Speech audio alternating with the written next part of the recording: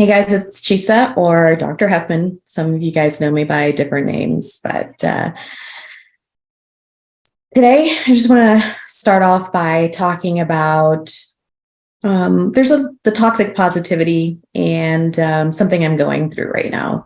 So there's a lot of books and people and focus on positivity, and those things are good and they focus on building you up, but discussing real life with a real lens where failure is the rule and success is the exception is the POV, the underdog POV point of view I'm coming from.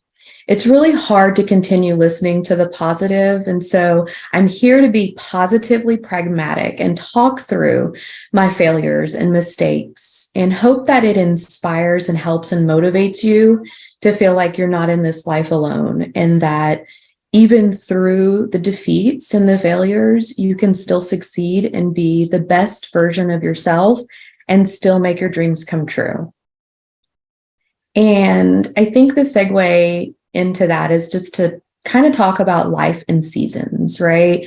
We know that there's winter where everything dies and it's cold, and then what happens in the spring, everything gets watered and showered and comes back to life, even more beautiful than what it was when it initially died in the winter. And then we have summer where everything is just like excessively hot, but then you get all that vitamin D on your skin. And for some reason, it just feels so good knowing that we're in that summer feel where just life is just great and we're vacationing and just, oh.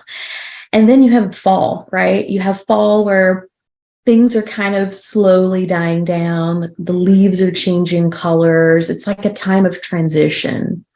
So I guess the only thing that I can do is talk about the season that we're in right now physically, which is winter, but we're also emotionally, I'm in a winter as well, which kind of pairs up together. So let's discuss winter since that's where we're at right now. And some of you may be internally experiencing summer or spring or, different times of your life. But so what is winter? Winter is basically a beginning, a reset.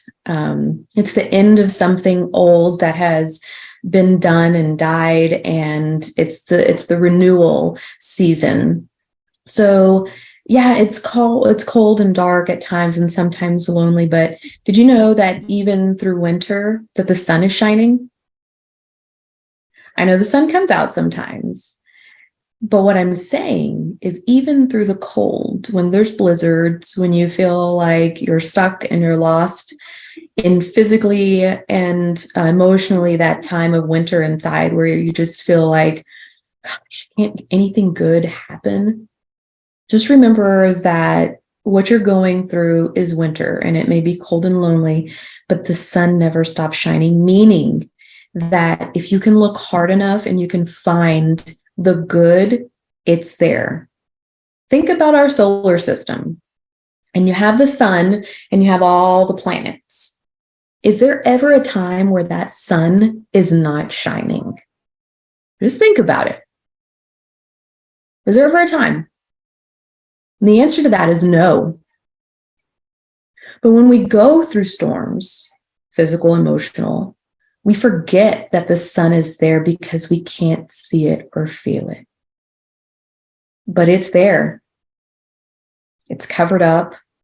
You have to fight to see it. You have to remember that it's still there, that there are certain things that are keeping you from seeing and feeling it. But that doesn't mean that it's not there.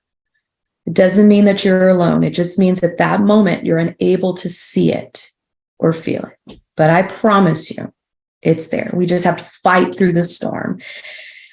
It's as if the storm gives us amnesia and we can't remember what we learned in grade school, like I said, with the sun being at the center and all of the planets rotating as they do around the sun that never stops shining.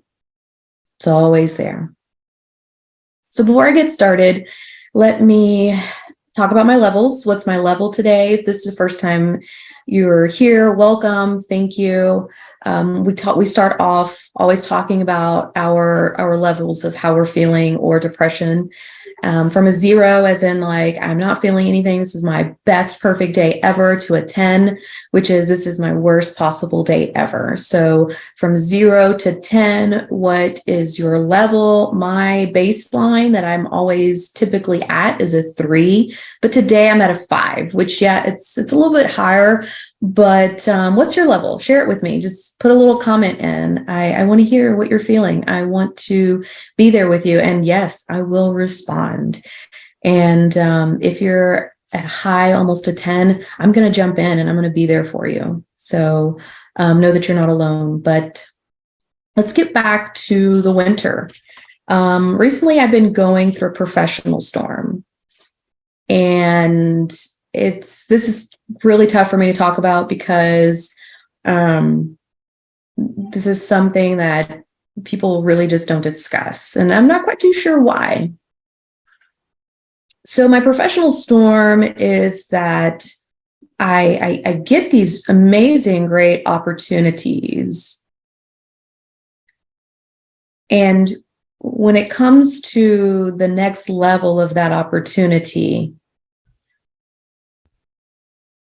I just can't get there. For example,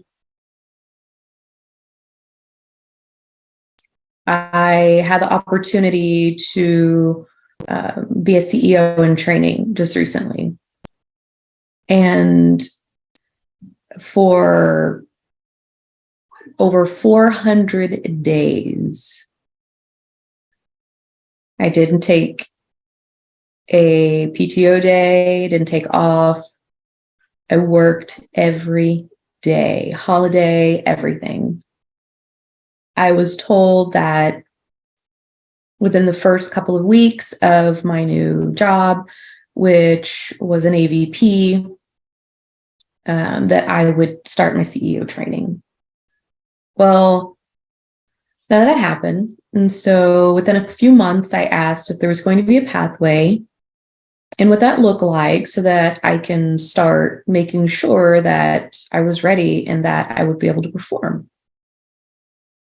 At that point in time, I was told that things were changed and that there's a possibility that the CEO was going to be in their position for 3 to 4 more years, which I said, that's absolutely fine. I'm not ready.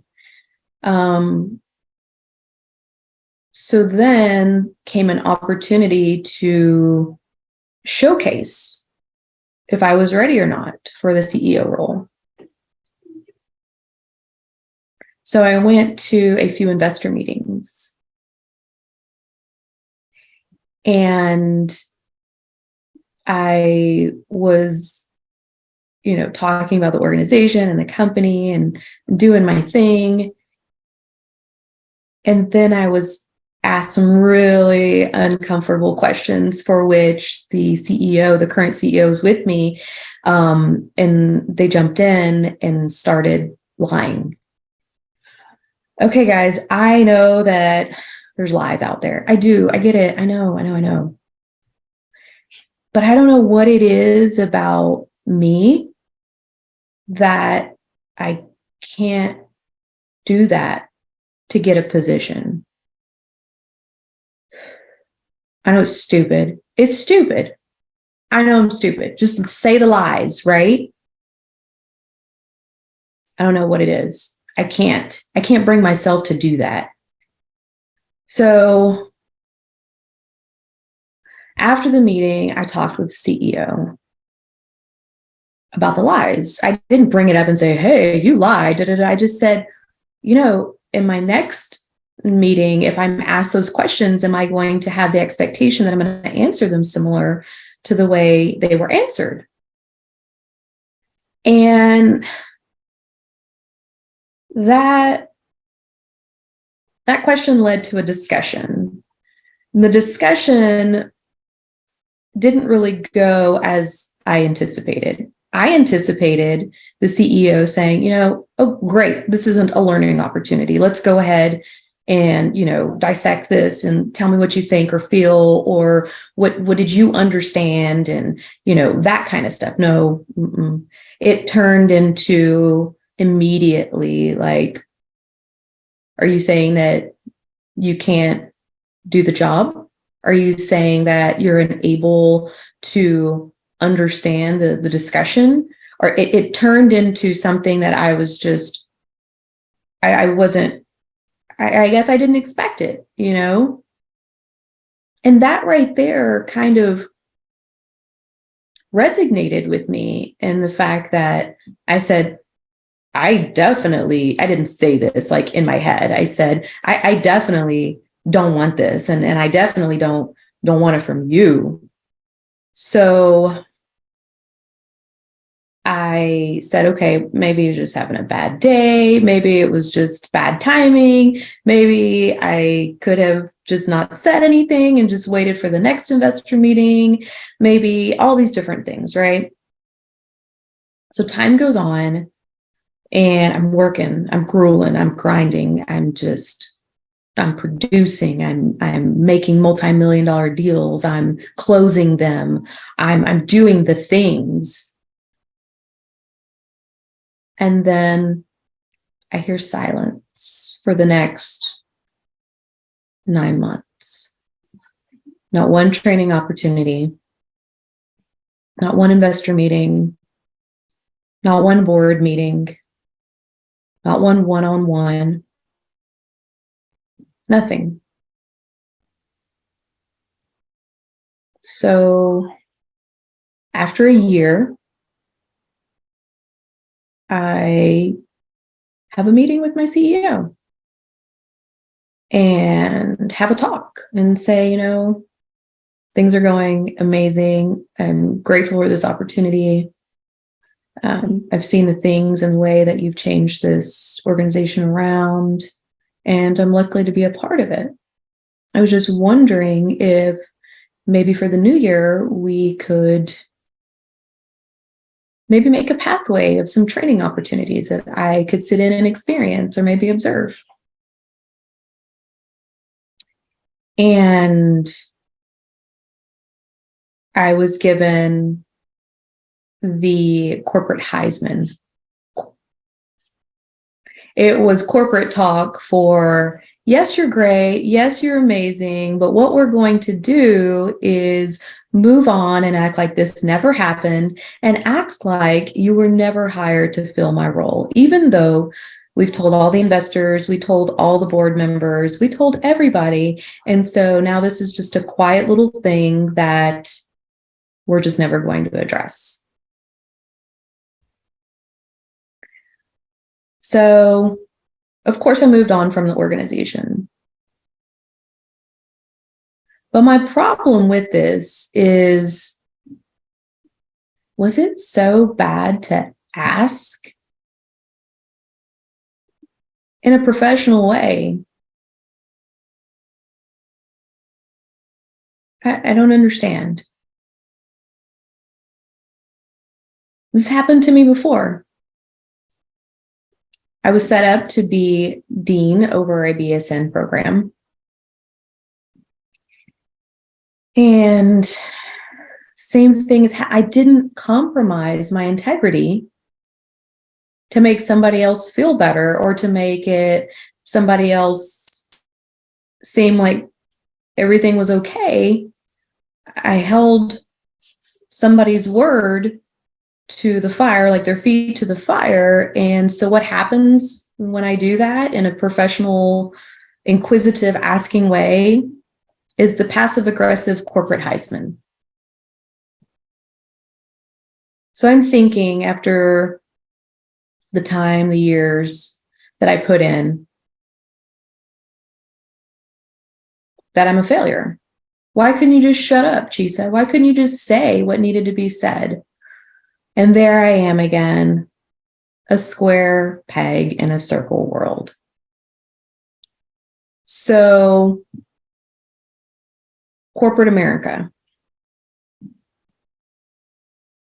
What is it about politics? What is it about this person saved me, or this person needs to do this, so do that? She said, don't outshine this person. Don't do the job I'm asking you to do, so you don't make this person feel intimidated or uncomfortable. She said, do this or do that, or, you might want to make this person feel da da da da. And I'm like, okay.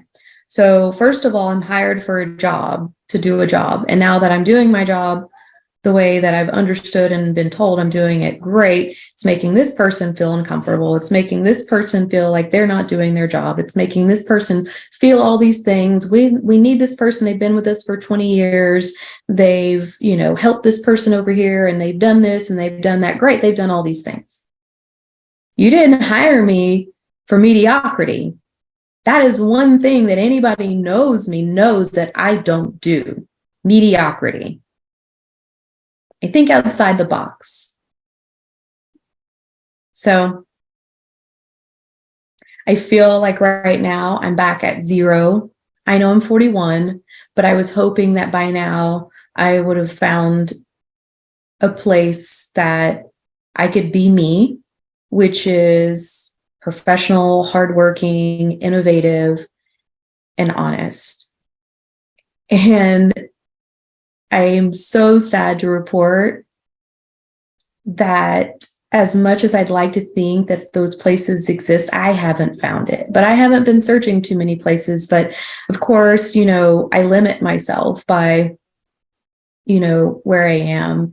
And certain things limit me, right? I look young, but I'm 41 years old. I have multiple degrees. I have a lot of experience. I'm quite professional. But I refuse to kiss butts.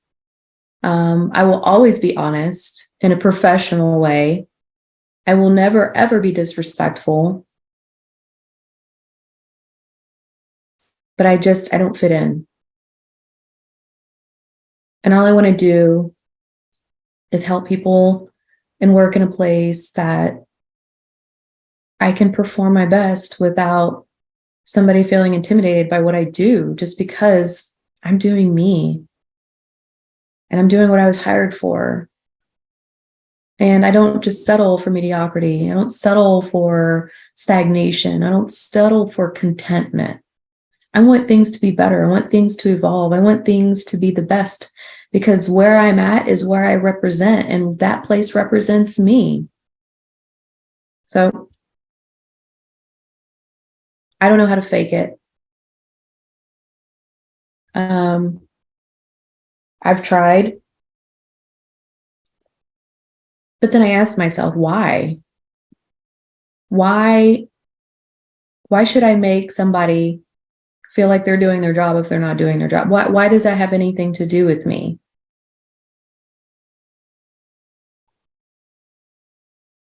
So tell me where I've screwed up.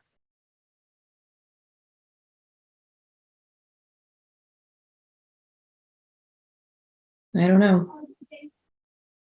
So I want you guys to know that what I thought was the more degrees you get, the better life gets. And I was naive. I didn't know better. There's days I regret getting my degrees. It's true, the saying, ignorance is bliss. There are days I wish I could go back to being a floor nurse. I loved it. I still love it. But now I'm overqualified. There are days where I wish I could go back to not having my MBA and my doctorate, because what I've seen when I get to the top, it makes me understand why organizations fail. Because the leaders are not leaders. They've sacrificed their morals and their integrity. And they're scared to do what's right. out of fear that they might be deemed different or they don't fit in the culture.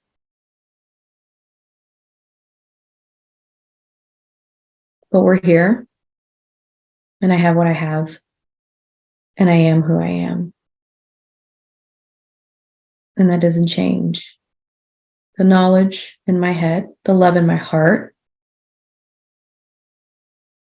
and the drive.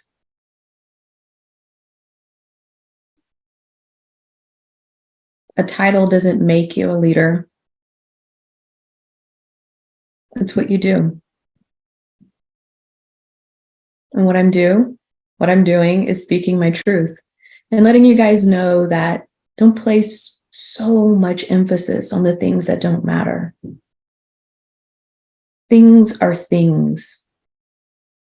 Titles, they might seem really, really cool, but they don't matter. What matters is what you do with what you have and where you are. I'm going to start over. And eventually I will find that place. And so will you. Just remember, if it was easy, everybody would do it. Don't settle and don't get disappointed. So I'm going to say this now.